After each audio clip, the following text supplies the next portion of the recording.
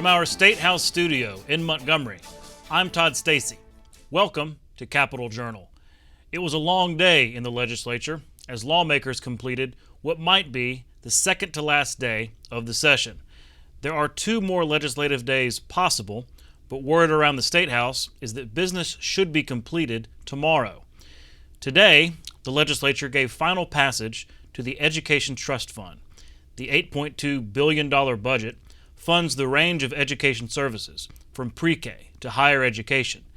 The budget represents a $550 million increase over the current fiscal year and will be a record amount of spending for the state.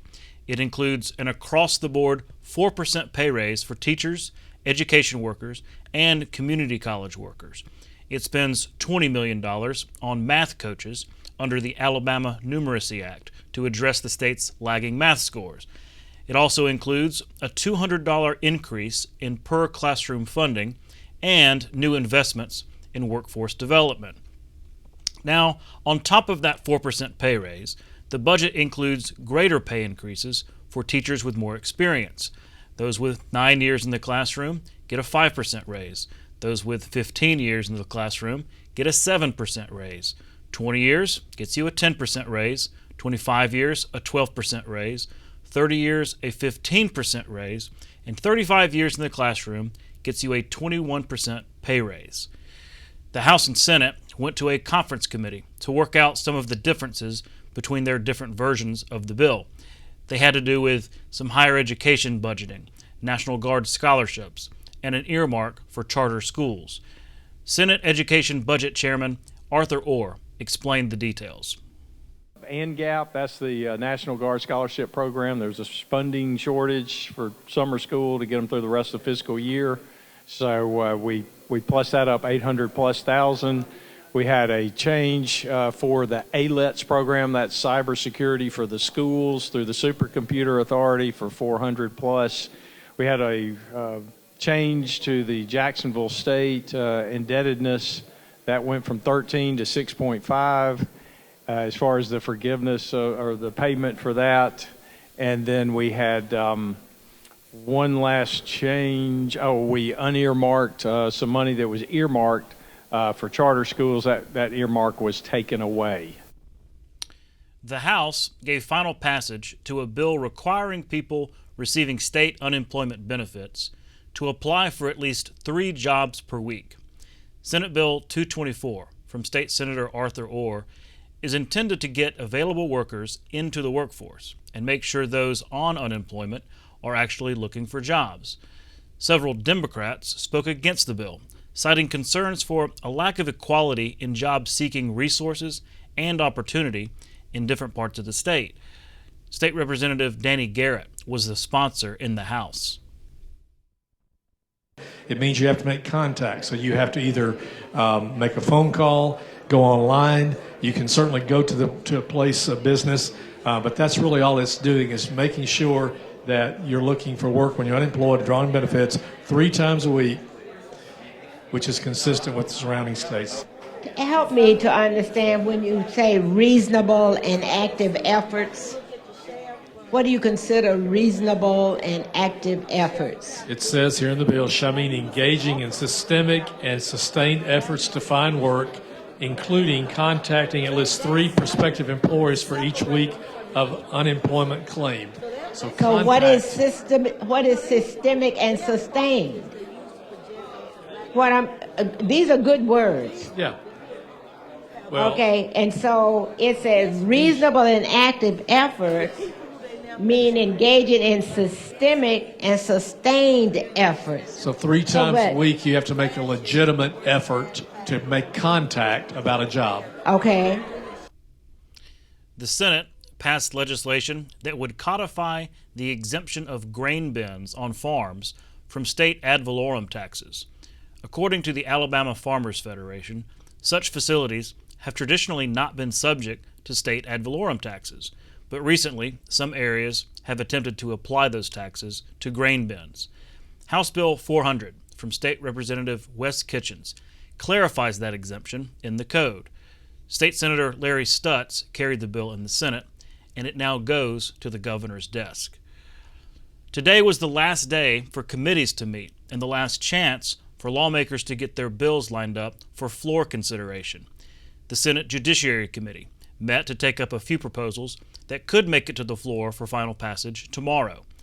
House Bill 143 from State Representative Philip Pettis would change state law so that current early release rules don't apply to those convicted in killings.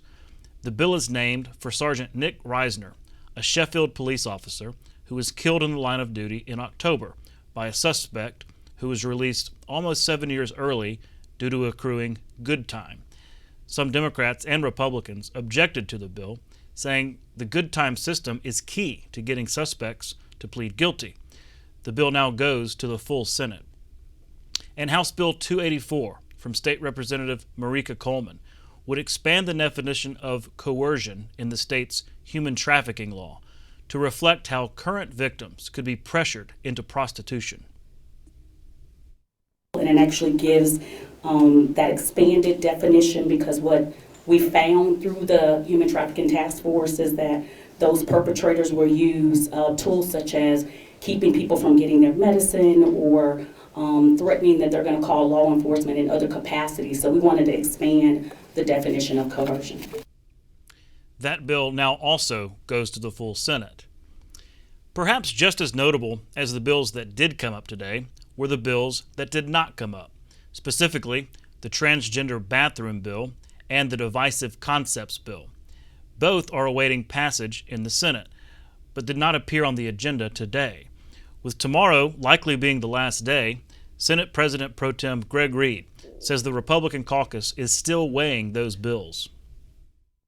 There's a lot of discussion with that, as well as issues associated with the legislation focuses on bathrooms for boys go to boys' bathrooms, girls go to girls' bathrooms. That issue is being discussed. We had a caucus meeting today and discussed those issues, so there will be more review, more discussion as we finalize tomorrow related to those particular pieces of legislation. We'll be right back with tonight's guests. You can watch past episodes of Capitol Journal online anytime at Alabama Public Television's website, aptv.org. Click on the Online Video tab on the main page. You can also connect with Capitol Journal and link to past episodes on Capitol Journal's Facebook page. Next, I'm joined by State Representative Victor Gaston, Speaker Pro Tem of the Alabama House of Representatives. Dr. Gaston, thanks for coming on Capitol Journal. I'm delighted to be here. Thank you for having me. You are coming from a bill signing. Governor Ivey just signed one of your pieces of legislation into law. This has to do with elder abuse, creating a registry. Can you walk me through what this bill does? Yeah, I had a lady call me in West Mobile a year and a half ago, I guess it was, and tell me about a situation. Long story short, her mother had been abused, been convicted of that abuse. I believe it was stealing from her. And what could we do about that? And so after working with DHR and other entities at state government level, and particularly with the Legislative Service Agency, we developed legislation and were able to get it through the House, 100% support, and to pass it in the Senate. And so very, very happy that Governor Ivey was very supportive of this legislation, and yes, today she signed it.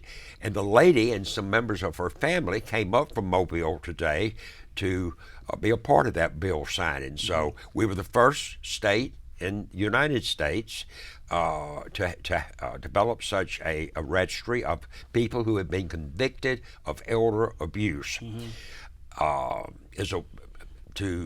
With the objective being to give families some resource to determine when they're going to employ someone, the security of being able to check and see if there's anything there that is a red flag. Right. Well, that's a meaningful bill, and congratulations on that. I know that as Speaker Pro Tem of the Alabama House, you also serve on the Legislative Council, a leader on the Legislative Council. A lot of our viewers might not understand what the Legislative Council does. Could you kind of explain? Well, the Legislative Council is made up of certain leaders,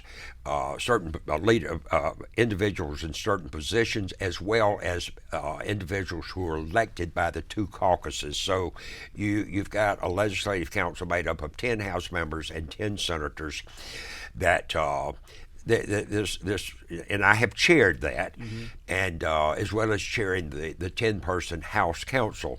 There are many issues that come before the House Council and many issues that come before the Legislative Council. The Legislative Council mainly has the responsibility of examining regulations that state boards and commissions advance as, in effect, change in the law, and if anyone has a question about that or disagrees with it, they can ask for that regulation to be heard by the Legislative Council. And so over the years, that's happened many times.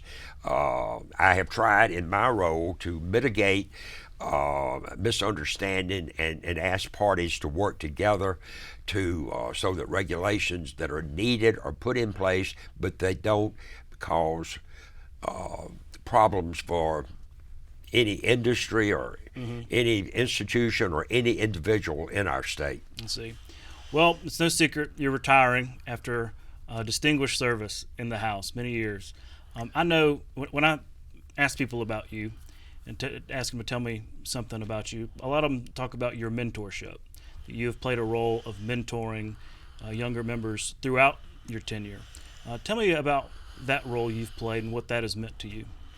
Well, I've had the privilege and the opportunity. There was a time when in the Republican caucus, and I think both caucuses, where we formally had someone assigned to mentor the new members. And you know, members have said that I have been helpful to them and supportive, and so I hope that's the case.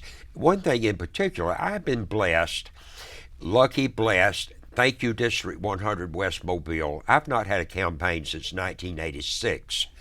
I am the only individual in the Southern Legislative Conference, 15 states, who's been elected 8 times in a row without an opponent, current or any time in the past. That's pretty fortunate. Well, you know, it is fortunate. My wife played a key role in that, and my sons, and so many friends, neighbors, and family and friends, until it's still better to be lucky than good. And so 8 times I was elected without an opponent. And so without the distraction of a campaign, it gave me more time, particularly campaign time, to help other members as they responded to issues, new individuals running for office. Many of them made contact with me. I've had contact with many members of the House over a long period of time, particularly in that 6 months or year of a campaign when I didn't have an opponent and others did. Well, you've seen a lot over the years. You've seen speakers come and go. You've seen majorities change hands over the years. Looking forward, what would be some of your advice? You know, there's going to be an election this year. It'll be a totally new House next year. What would be your advice as you're retiring going forward to the legislature and the House? Listen to the people of this state. There are issues that we've worked on that are important for education, public health. Much progress has been made, mental health. Much progress has been made in some of the crucial issues that our state faces. But members of the legislature, the policymakers, for one thing, there's 140, so no one individual or no 2 individuals get their way. There has to be agreement and working with those other individuals who've been elected to solve problems, but be conscientious in your work. Listen to the people who elected you to office, and come to work every day and do your very best to serve the people. As you walk the halls on this is probably the final days of the legislative session, some of the final days of your legislative service. Is it bittersweet? You know, it's wonderful the way I've been treated. today the way I was treated on the floor of the House, recognized, and today at caucus meeting, and people have been so nice and had such supportive things to say. And no, it is not bittersweet. The memories are wonderful.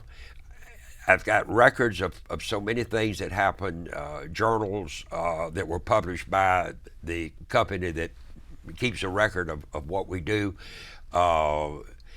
There's so many individuals that I will stay in touch with, and so I guess it is bittersweet, but I feel like I'm ending on a strong note. I feel like that I've given it my all.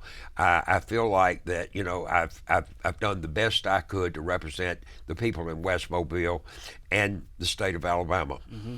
Well, let me just say personally, you've meant a lot to me. As previously a young staffer and up through the years, you've always been very kind to me, our staff here at Capitol Journal, and really everybody I know in the building. So congratulations on your well-deserved retirement, and thank you for your years of distinguished service to the state. You're very kind. I thank you very much. Yes, sir. We'll be right back. You can watch past episodes of Capitol Journal online at video.aptv.org. Capitol Journal episodes are also available on APTV's free mobile app. You can also connect with Capitol Journal and link to past episodes on Capitol Journal's Facebook page. And you can listen to past episodes of Capitol Journal when you're driving or on the go with Capitol Journal podcasts. Next, I'm pleased to be joined by State Representative Napoleon Bracy from Mobile. Mr. Bracy, thanks for coming on Capitol Journal. Todd, thanks for having me. We've been following this issue that you've been dealing with down in Pritchard, the Pritchard Water Board. It's been controversial really for a lot of years. Walk me through what the problem is and what you've uncovered. Well, this has definitely been a situation since my childhood. This has been something that's been plaguing that community for a long time. You have overpriced water bills in the city. People have to decide if they're going to pay these water bills or their medicine. Most of the community is on fixed income, very poor community, and they're just being priced out. And right now, we have a situation where the board manager and possibly others have been stealing funds from the board, possibly north of a couple of $1 million. And, it's just a horrible situation, and the citizens are having to pay for it. Back in 2012, Senator Vivian Figures and I sponsored legislation to dissolve the Pritchard Water Board and turn it over to Mobile Water Board, hoping to be able to bring relief to the citizens with high water bills. The legislation passed. It was a constitutional amendment. The citizens voted on it. It passed about 80%. But one of the things that had to happen was Mobile Water had to pass a resolution to absorb the debts and the assets of the Pritchard system. So the media called it a poison pill. Before Mobile Water could approve the resolution, Pritchard Water went into a $25 million contract with a company called Severn Trent. And by doing that, Mars took a step back from the situation because they couldn't afford to pay that kind of contract for services that they could provide on their own. So it was just a sabotage situation that current board at that time did to just continue to keep a stronghold on the Pritchard citizens and Chickasaw citizens by keeping the water board. And I think some of it was probably to keep from allowing some of the misconduct that's been uncovered now to be uncovered. It just shows that this has probably been going on for a long time. Well, that's got to be frustrating because you have a solution, you present the solution, and somehow they wiggle out of it. So where does that leave you now? I mean, is there legislation that can address this going forward? What's the next approach? I think we have to kind of take a pause. Because the district attorney's office, the U.S. attorney's office, the AG's office, all of these people are investigating them at this point, and just kind of see where this thing turns. I think we do need to take some approach of looking at legislation to see what we need to do, whether it's putting them under the Public Service Commission to kind of dictate when these rates can be approved. We need some policies and procedures in place. A lot of these things should be in place by the board and not necessarily mandated through legislation. So I think in the off season this year, we're gonna have to take a strong look at it and see what we can do to help this board run more efficient, effective, and also lower the rates possibly for the citizens of Pritchard and Chickasaw. Well, you know, it kind of sounds familiar from the Birmingham situation, right? I mean, that water and sewer board up there, I mean, you had convictions, people went to jail. It was a huge scandal, almost a national scandal. Right. Has there been talks of comparison between the two? Yeah, it's definitely been some conversation about it, and I definitely think people will go to jail in this instance. It's just a total mistrust of a public utility that's designed to service the citizens, and they've just taken total advantage of it. I don't feel sorry for them at all, because I'm sure it's some senior citizens right now that are serviced by that water company whose water is turned off right now because they can't afford to pay it. But yet these people went out and stole all of this money. So, you know, I'm hoping that justice will be swift in this situation. Well, here we are at the final days of the session, only 1 or 2 days left. The education budget is on the governor's desk, record spending. A lot of folks are really happy about these budgets that have been passed, record spending. And yet, y'all from the Democratic caucus's standpoint, y'all still have some issues that maybe didn't get addressed this session. Mm-hmm. What are you looking to do, like you said, during the off season, during the campaign season, to bring back next year as priorities? I think we always have to keep a priority on a living wage. I think that's definitely something that's always going to be in the forefront of our conversation. I think expanding healthcare access is also important. We have so many rural hospitals closing in our state. We have to do some things about that. We have people traveling long distances just to be able to go to emergency rooms. We need to make sure that we step up in those areas. It's always been a thing that we talked about for a long period of time, trying to remove the sales tax off of groceries. I think those are things that we can realistically look at. I know the lottery bill or casino bill, things never really got legs this year, but I think we need to have more realistic conversations about that, making sure that we do the right thing, give the citizens the opportunity to vote on it, and then make sure that we protect different people that already have establishments here in the state, and support the expansion and allow people to vote on whether they want to do it or not. Mm-hmm. I think it's sad that the other day we had Higher Education Day, and when you think about it, the students in Georgia are able to go to school free on Hope scholarships. So I think we need to really look at, how we can help some of our students here with the education portion of that lottery. On the Medicaid expansion piece, well, really this is connected to gambling too, because there was a lot of talk of that revenue being used to maybe expand Medicaid. Do you think it's possible after the election? I mean, I don't find it surprising at all that Republicans would be resistant to that in an election year when they're facing primaries. Once that's over, into a special session or into next year, do you think it's more likely that Republicans would come to the table on a Medicaid plan than here before an election? I honestly don't know. They hadn't done it in the past, so I don't know what they would probably do. I always think that we're closer to getting a lottery or casino bill done every year. I think we get a little bit closer. I know a couple of years ago I felt very confident and it didn't happen. But I think the conversation is starting to be had more and more. And I think if people look at it and don't really look at, well, this is an election year, about 80% of the public want the right to vote on this.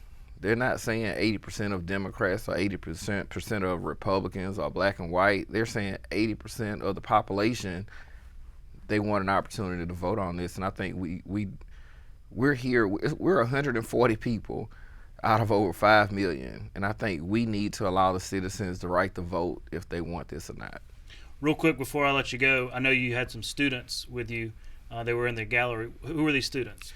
Well, we had students from Ella Grant Elementary School in Pritchard. They were 4th and 5th graders, all male students, black male students. These students are from a group that we call the Gentlemen's Academy. They all had their shirts and ties on, just well represented. They come from a very struggling, impoverished community, the community where I grew up. I wanted to expose them to something different today. So I wanted them to come to the legislature, see us in action, kind of get an idea of how state government works, and also understand some of the things that we do as our day jobs, because most legislators have day jobs. Then we also sponsored them to go to the Equal Justice Museum today as well. Just wanted them to get some other exposure outside of that community, and just let them see some other positive things happening around the state of Alabama. I was really fortunate for them to come up today. Maybe a few future lawmakers or a governor in that group. You never know. I hope so. I told them that I wasn't going to do this forever. And I know it's some good young people out there. We develop a great succession plan, and hopefully we can turn it over to them and they can take good care of us. Yeah. Well, thanks for coming in to the Capitol Journal. Yes, sir. Thank you. We'll be right back. You can watch past episodes of Capitol Journal online anytime at Alabama Public Television's website, aptv.org. Representative Bracey wanted to remind everybody that tomorrow is bow tie day in the House of Representatives per tradition, so consider yourself reminded. With that, thanks for watching. We'll be back tomorrow night at 10:30 here on APT for more coverage of the legislative session. For our Capitol Journal team, I'm Todd Stacy. We'll see you next time.